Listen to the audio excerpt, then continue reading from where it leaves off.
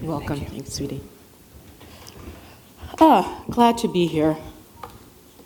I work for a London-based company, so when I'm in California and I wake up in the morning and I look in my email inbox, they've got 8 hours on me. So I didn't get to do something that I normally get to do every morning, and I really want you all to help me do that before I jump into my talk.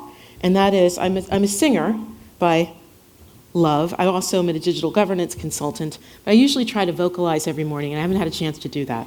So, in the sense of out of your comfort zone,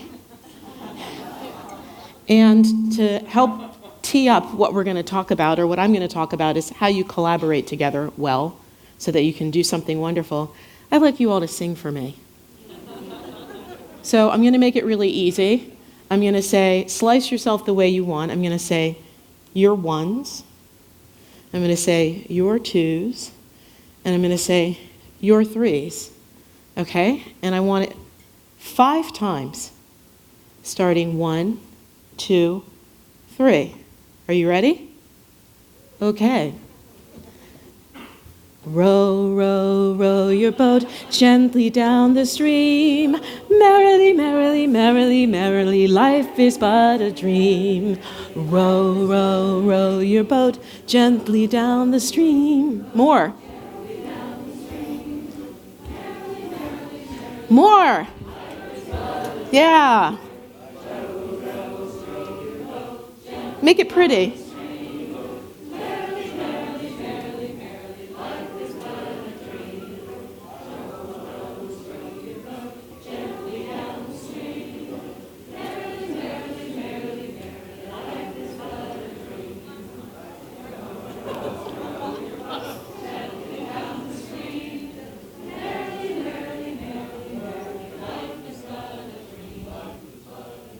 Okay, threes. Thank you very much. So, I love collaboration and I love singing, 2 things. So thank you for bringing me that together. I know it might seem odd, but that actually really made me feel better. So thank you so much. Today, I'm going to talk about a couple of things. I'm going to do a couple of things. I'm going to preach to the choir. You all are the choir, because you just sang for me. And I am also going to give you some basic, fundamental steps of things that you can do. So we're going to have a little preaching to the choir and then a little bit of practicality. But before I jump into all of that, let me talk about myself a little bit and where I'm coming from. I hope this works. Uh-oh. I'm not sure where my presentation is. Well, while I'm figuring out where my presentation is, or someone else figures out where my presentation is, because I'm afraid to touch that, let me tell you about myself. How's that? That part I can do. I'll let somebody else do the other thing. Lisa Welchman, President, Digital Governance Solutions, Active Standards, Digital governance, gal, woman, girl, person.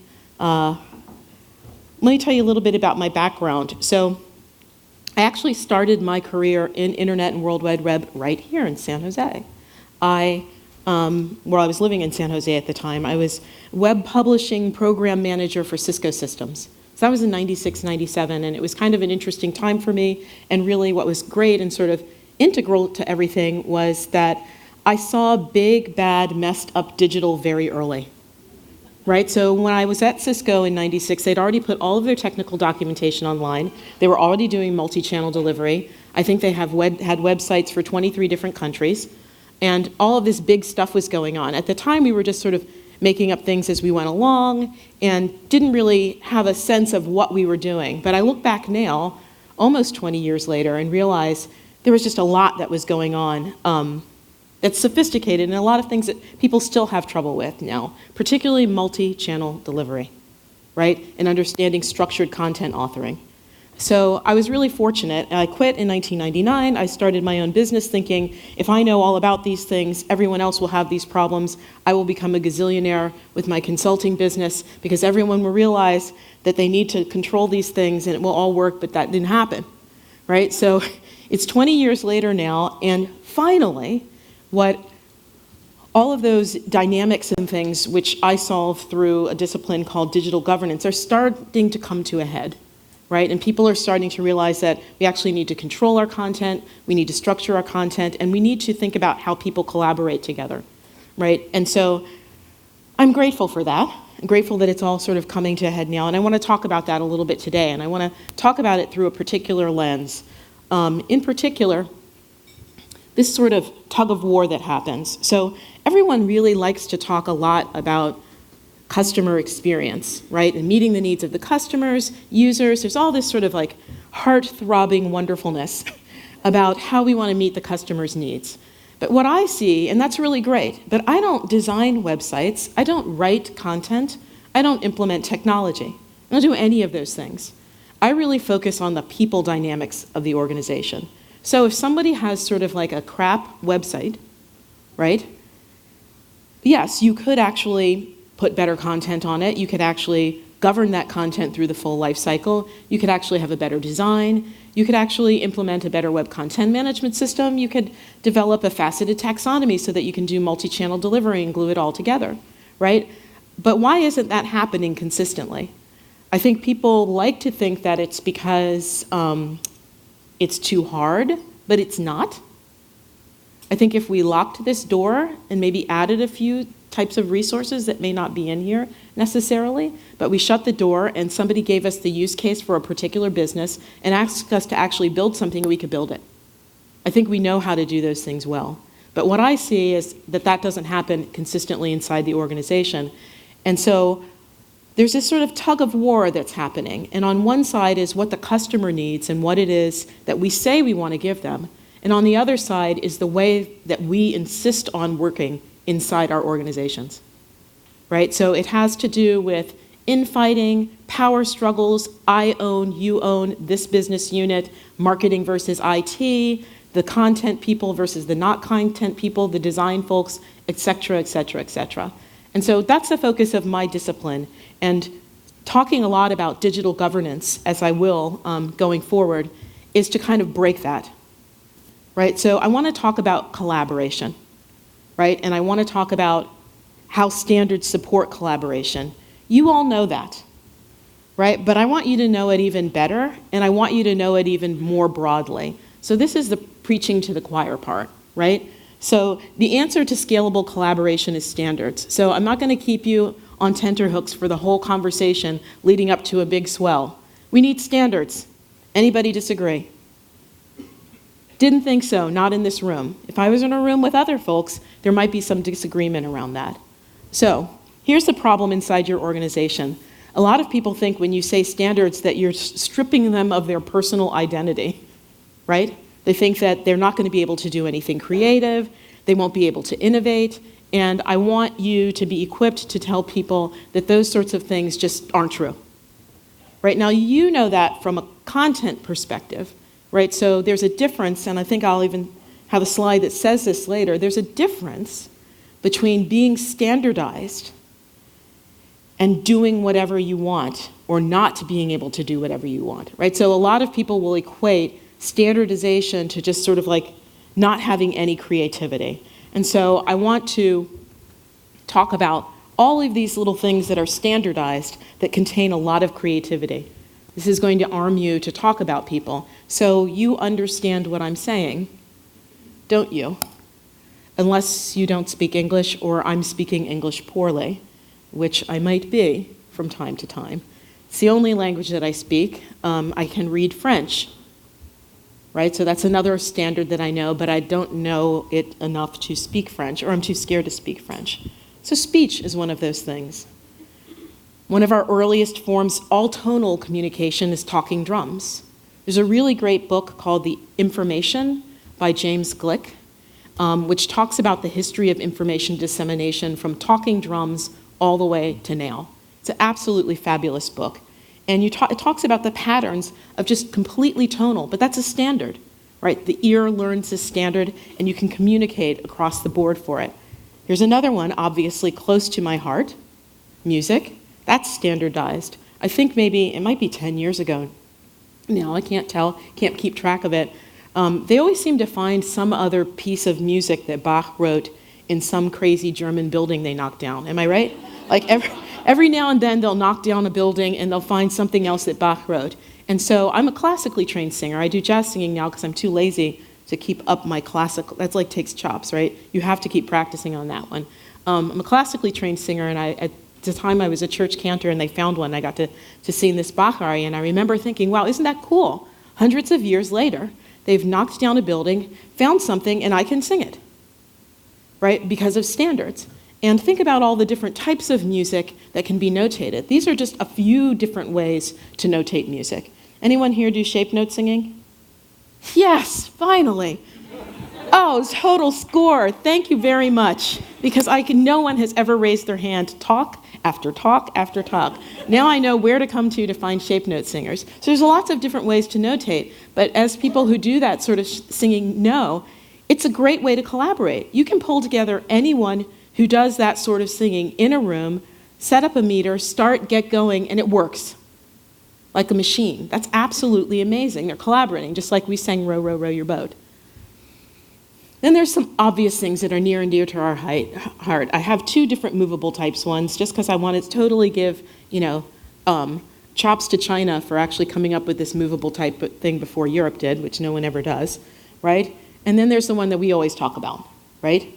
It's just sort of this metallic movable type. And what's really interesting about this, if you look at this kind of growth, I don't know how much you can see this, but see when it started and then see how long it took before it really hit pay dirt. Okay, so when did the internet and World Wide Web hit commerce world? What year? What was that? Somebody talk louder than that. 93, 94, 95. Most businesses, it was there beforehand. If you're in higher education, you were maybe on that board, but the commercial web really hit around that time. And how many years has it been since then?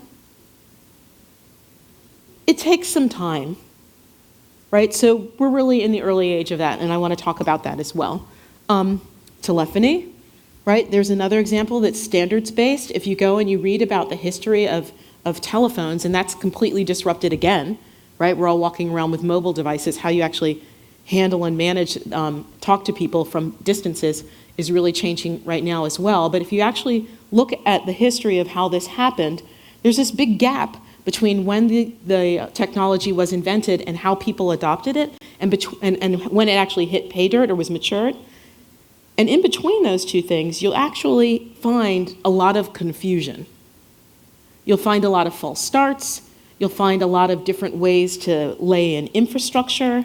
Another example is typewriters. That's another standard-based thing. Have you ever gone to another country and laid your fingers on a keyboard that deceptively looked the same for us touch typers, but actually isn't, and the standard gets broken?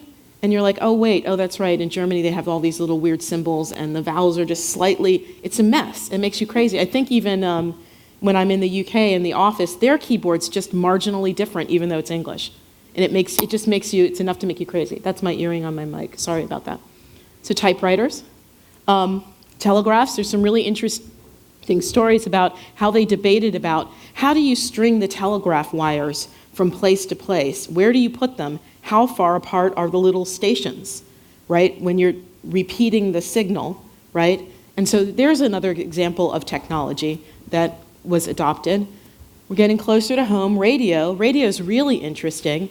Radio was invented maybe mid-1800s, and it really didn't hit pay dirt until 1920s, right? Until its use. It was there and it was being used, but in terms of being adopted by everyone, adopted by the public, it took a long time. Television is another one. Any excuse to put Ahura in a presentation.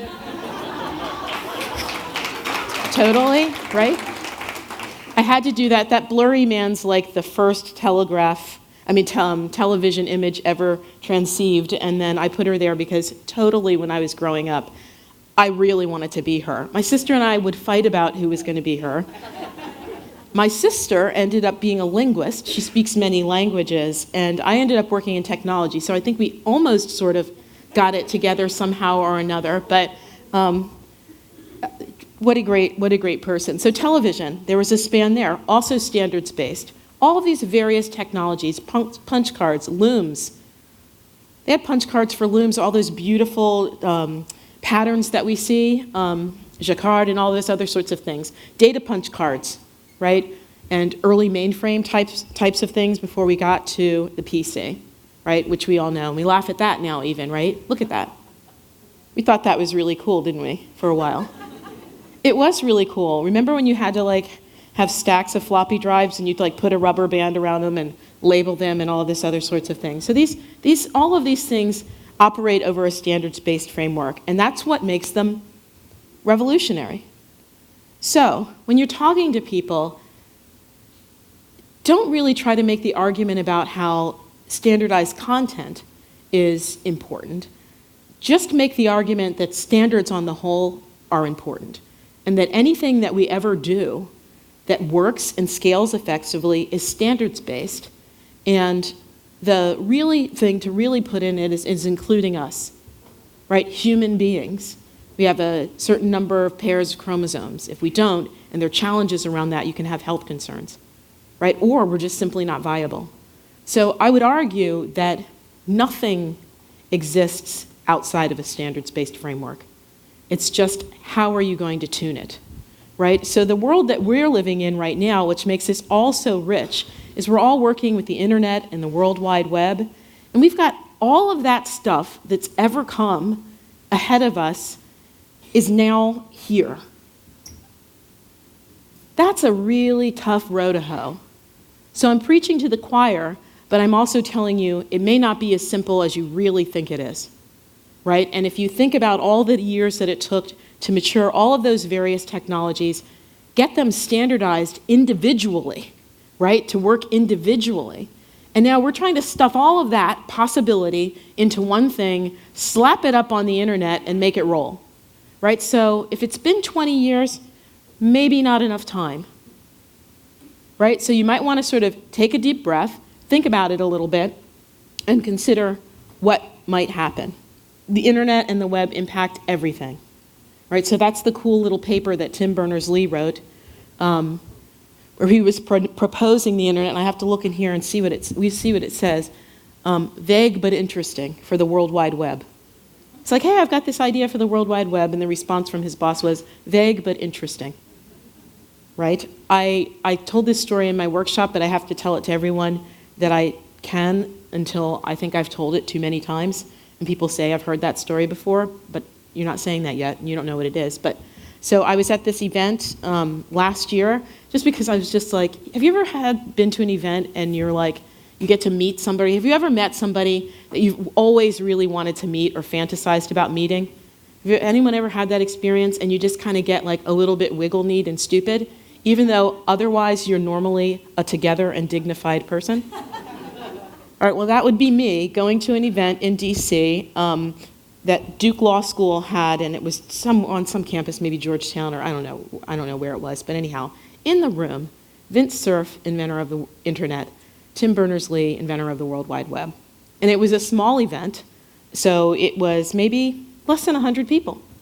In fact, quite a less than 100 people, and they were talking about Internet 2029, internet governance, right, and World Wide Web governance, which is why I call what I do digital governance and not web governance, because there is a web, and it needs to be governed, right? And they were in the room, and my whole deep plan was that I was going to go and get a selfie with Vince Cerf, Tim Berners-Lee, and me, because people were always arguing with me, why don't you call it web governance? What's the difference between internet and web governance? And I wanted to be like, well, here's the difference. Me, Vint, and Tim, like kind of big fat-headed or whatever. But at the end of the day, I totally failed because I couldn't. Right? I just couldn't get up enough nerves. I did get handed a glass of wine by Tim Berners-Lee, and I chit-chatted with him, and Vince Cerf is kind of like your old granddad that tells really bad jokes, right? So I actually talked to him as well, and that was good. But what really came out of that was interesting out of Vince Cerf's mouth when he talked was he said something that was like, we know that the internet is becoming mature because every bad thing that can happen in the real world can now happen online.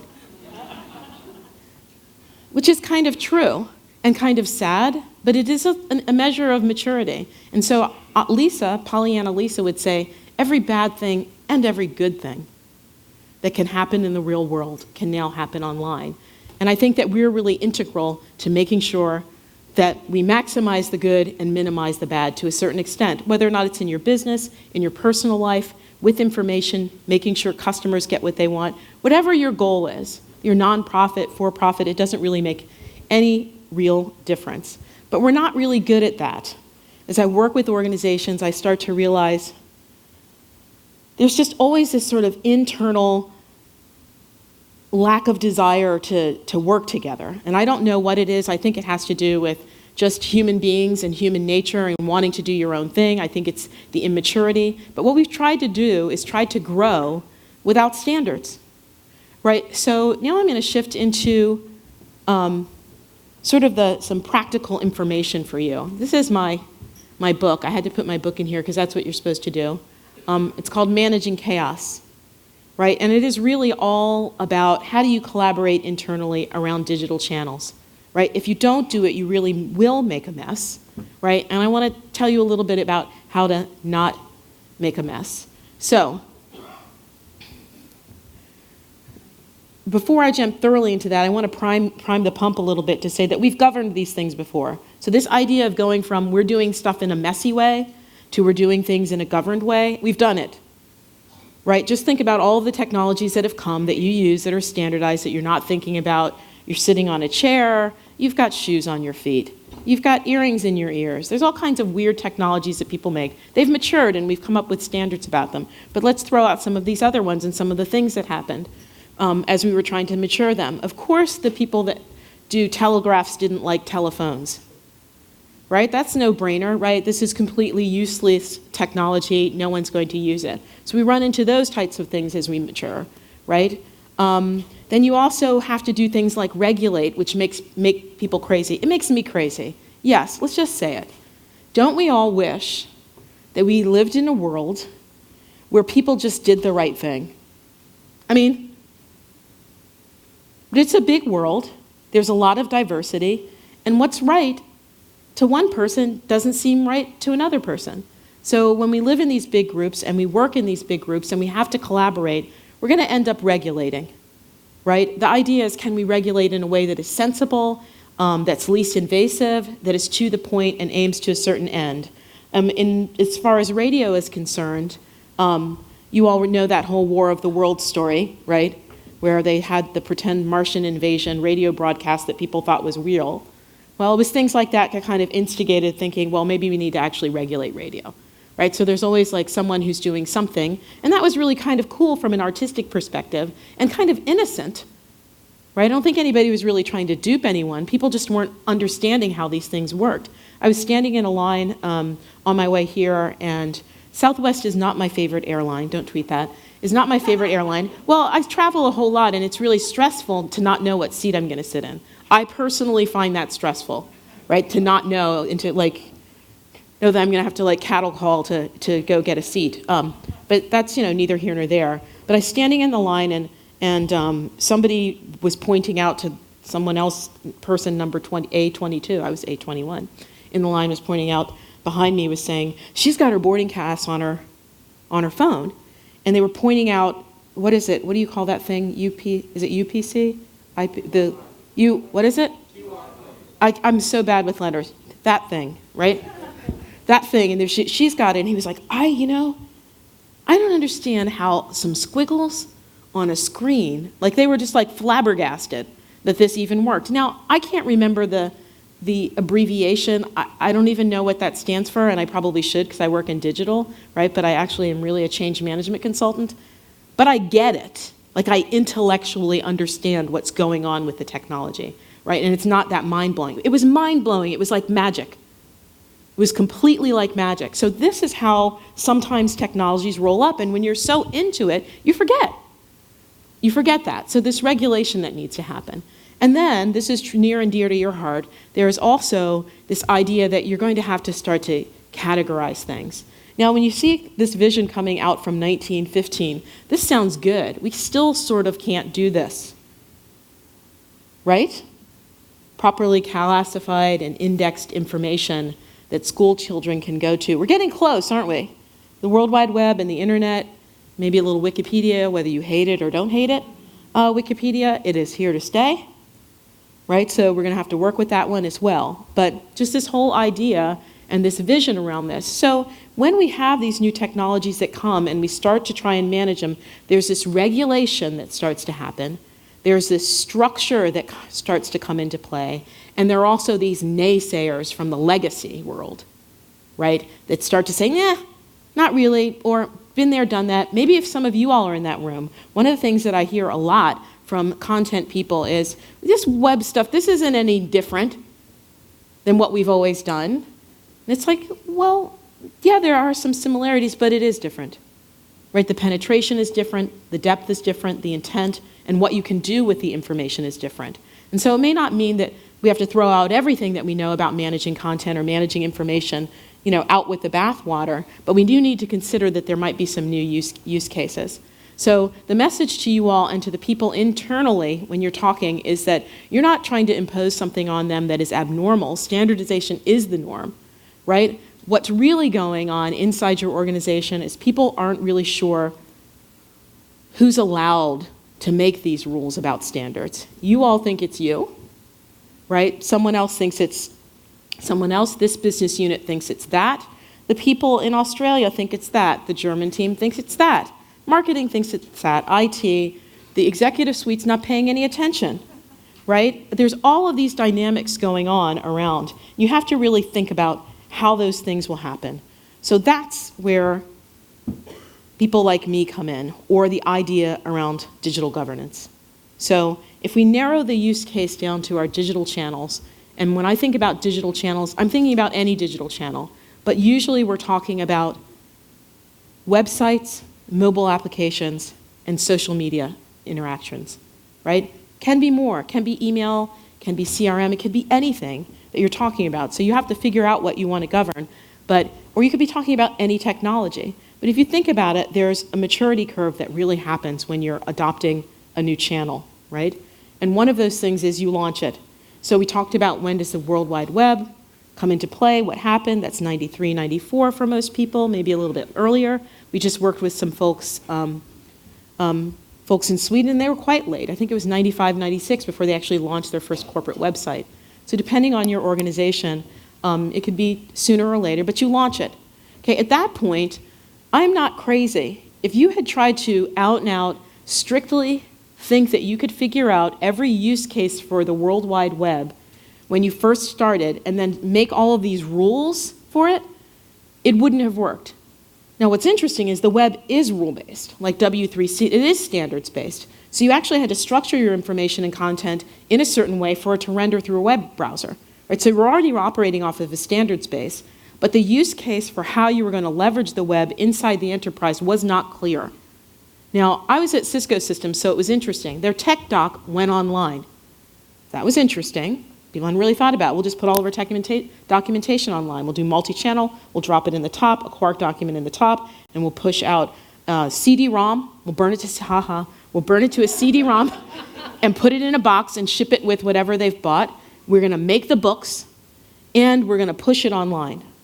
Right? So this multi-channel delivery, very early, right? So they tried that out. Some of that stuck, some of it didn't stuck. Some of the technology went away. CD-ROMs went away, right? So they started helping people download software off of the website. That sounds like not a big deal, except think about how thin the pipe was in 1995, 96. So it was just kind of like these weird little use cases. So you launch, you try things. And then they tried something else that really hit pay dirt, this thing called e-commerce. Right? And so everybody at Cisco was always on the front cover of magazines about B2B e-commerce. You can sell millions and millions of dollars worth of stuff online, right? Through the web. And so that was really interesting. So you launch, you try a bunch of things. Some of them work, some of them don't work. Here's the deal. If you find something that works and you then don't start to govern it, that's how you fall in the chaos pit, right? Because what happens is other people in the organization say, yeah, e-commerce, or yeah, downloading things, or whatever. And if at that point that you don't start thinking about how you want to do this in a standardized way, it will start to replicate, but in a non-standardized way, right? And that's how you fall into this chaos pit. And not just the information online, but the groups of people making it. So this is the wave of what's happening online. It's also happening inside your organization with groups of people. This pod pops up over here. This digital team pops up over here. This is how you get into the mess that you get into, right? So you fall into this chaos pit, and really the purpose of digital governance is only one thing. It's to get you out of the chaos pit and into basic management. And basic management, in my mind, is what do you have, who's touching it, right? Done. Right? What do you have and who's touching it? When we work with people, often we say, how many websites do you have? And there's kind of this inhalation, or if there's more than one person in the room, two people look at each other uncomfortably. And then the brave one says, well, it depends. And I'm like, well, it depends on what? Well, we know the ones we know about, but we don't know the ones we don't know about. How many social media channels are you moderating? Well, it depends. I told my class the other day, we just worked with a client who swore up and down to us with almost anger that there were absolutely no mobile apps coming out of their organization. So we took out our smartphones, went to the App Store, Googled the company name, and said, but what about these? And they're like, pulled the phone away, and they're like, what? Right? Like, what is this stuff? So there's, and this is everybody. So that's the good news. Everybody's in the chaos pit to some degree or another. Even people who are doing well are in the chaos pit. So digital governance helps you pull you out of it, and then ultimately to this responsive place, which is where as your organization or business turns, so does digital. Right? So if your business decides to have a certain strategic agenda, digital goes along with it elegantly instead of lagging, right? Or trying to catch up. So, practical stuff 101. I'm just checking my time. Yes, and I have time to tell you about practical things 101. So, digital governance, I know it sounds boring. Everybody's tried to talk me out of the name. You can't do it. Okay, so it really is about governing, and governing is about decision making and guidance about who gets to decide what your digital strategy is. So why do you have a site? Why do you have social channels? Why are you using them, and how do you know when you win on those things? So a lot of times we talk a lot about user experience, and it seems like really good user experience is the win, right? And that can be, but if really good user experience doesn't make you money, you're not winning, right? So that strategy piece, and then there's the policy piece and standards, and then your team. The team is really integral because the team is usually the part that's kind of messed up the most. So I'm going to dive down briefly into each one of these and just sort of sketch out what it is. So this is Lisa's lesson. And I put this very wordy slide on here that you're not supposed to do in keynotes because I just want you to understand that digital governance is really quite easy. All you need to do is organize your team. That means find out where these people are and what they're touching, right? Have an understanding of that. That's really basic. You can't manage a team if you don't know where they are, right? And you can't manage their outcomes. The second one is figure out who on that team is supposed to be establishing vision for things. The third one is what are the things that you absolutely shouldn't do online and the things that you really should do online, right? And the other one is what are we making and what's the structure of it? So that's team, strategy, policy, and standards. Right? Most organizations don't have any understanding of the structure of their team, and they don't have clarity around who are decision makers for strategy, policy, and standards. So every time you do a project, and every time you do a project, and a project, and a project, you fight. You argue about these things tactically because you don't understand who your decision makers are. Right? So this is just basic. When I'm talking about digital governance, I could be talking about content governance, but I'm not right now. When I talk about digital governance, I'm talking about fundamental. If you have an editorial strategy or you're trying to create a content model, who is supposed to decide what that is? Right? Do you know the answer to that question? Oftentimes people don't because of all this organic growth. And there is all this stuff online, so there's assumed ownership. I hate that word. I would rather say stewardship. But there's assumed ownership of certain things that really isn't maybe sort of the way it is. So going in and talking about digital governance really clarifies that. So let's talk about all these components briefly. The team. Full set of resources required. If I said to you, where's your web team? You'd probably have something in your head. It's probably, if you're in a department or a business unit inside an organization or a school and university or in a program in the government, something like that, it might be that localized team, or you might be thinking about the central corporate team, right? But your team is actually all of those things, right? So this is kind of an educational takeaway slide for you, which is you've got your core team whose job it is really to establish standards for the whole machine, right? Then you have your distributed team whose job it is to make things for a specific business unit, area, locale, or whatever, but they have to follow those standards, right? Then you have your working groups, right? They cut horizontally across the organization, and it helps you to pull things together. The most important part of it, right? What are these working groups? And there's lots of different types of those working groups. There could be executive level councils who are actually doing things like making sure digital is funded appropriately, right? There could be working groups where your core team is going out in your community and saying, hey, we're going to be writing some editorial standards. Can you explain to me how things happen in Germany or in Australia or in Japan? Because we want to make sure that our standard is inclusive. Yes, we think we know everything, but you don't. Right? So one of the things that people who make standards often do, or core team members do, is they adopt some arrogance, right? And they are not very inclusive. So these working groups are very important.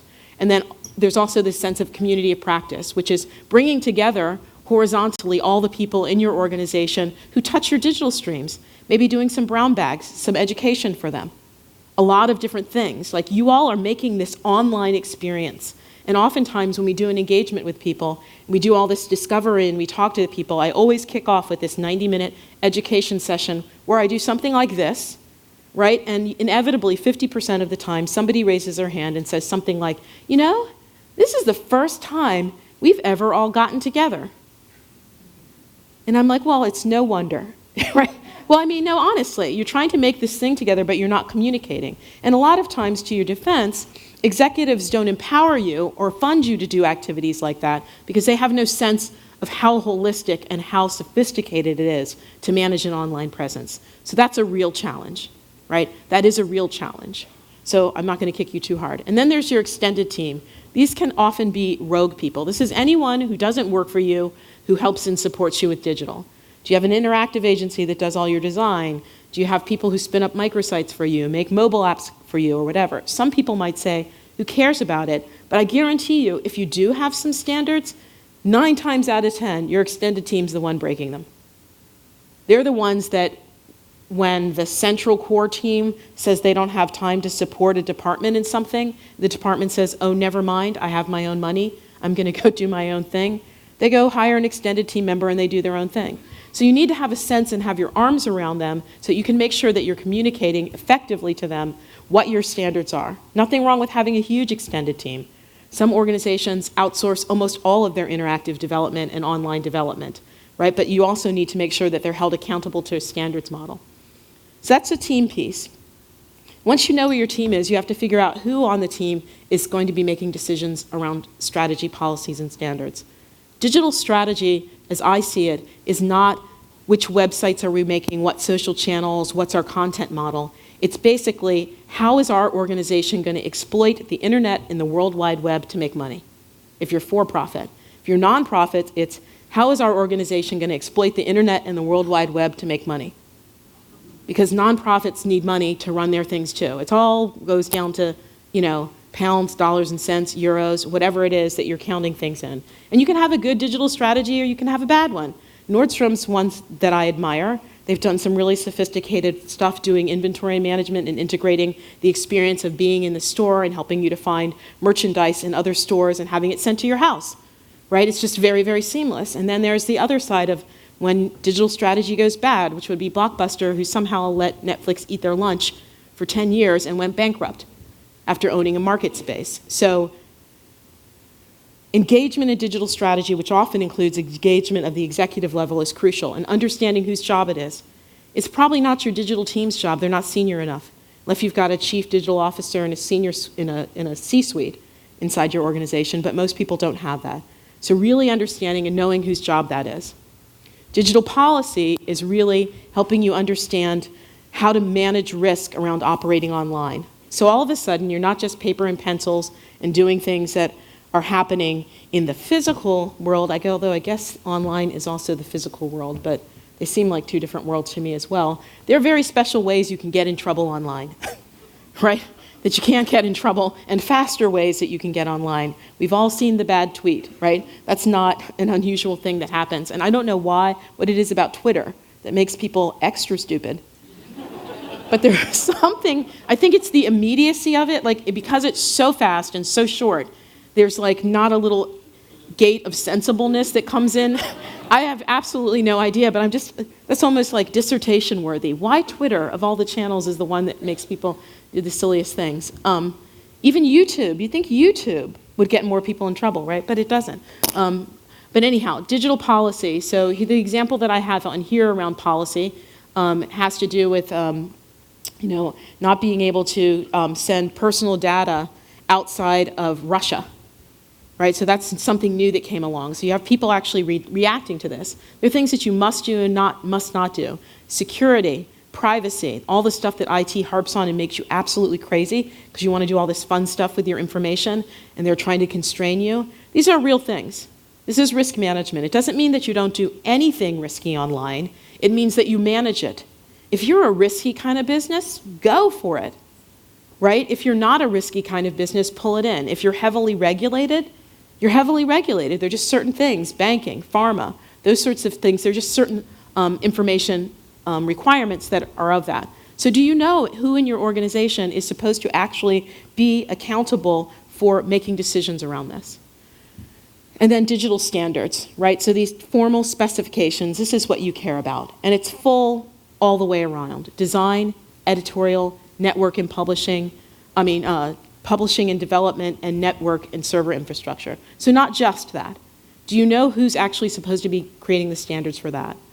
Most organizations don't really know the answers to those questions. So that's really what digital governance helps to decide. It doesn't build anything. It just helps you understand what it is that's happening inside your organization and who's going to do that. So freedom of expression within a standards-based framework is what you want. Not the ability to do whatever you want, whenever you want. Right? Most people want to do what they want to do when they want to do it. And when you think about it, almost nothing in the world operates like that. Right? In this country, you can't walk around with no clothes on. Right? Well, you can, except in special places. She's like, well, you could, right? But I mean, like, it's like, yes, you could, but there'd be repercussions to it. But you know what I'm saying? Like, obviously, or maybe not. I don't know. I've never been to this event before. Maybe something's going to happen later on. I don't know about. So I'll be leaving shortly. So you're interesting people. So the idea of helping people to understand that this is sort of actually a juvenile take on it, that this idea that you get to do whatever you want to do, right? So that's really my message to you, and I'll leave you with this sort of last quote, which may or may not resonate with you, which is talking about our capacity for sharing information and collective learning. And I really think what's really fascinating about digital for me is, you know, just as Vint Cerf said, we have this tremendous opportunity to just do immense good, right? He didn't say that. He said every bad thing. But I really want to think every good thing, right? And you can be cynical. I am a little bit of a Pollyanna, but I'm also a realist. We have a huge opportunity, and a lot of it is in your hands. You create the information. Don't just be critical because executives up in the C-suite don't get it. This is actually your world to create. Right? We're in those very, very early stages of things, right, where people are inventing, and you all are the inventors. So be a little bit more proactive. Don't sit back so much, and really take advantage of your expertise to help push this agenda along in a really positive way. So I think I may have run out of time. I really appreciate your time and attention. I hope that we're all going to keep our clothes on. And thank you very much.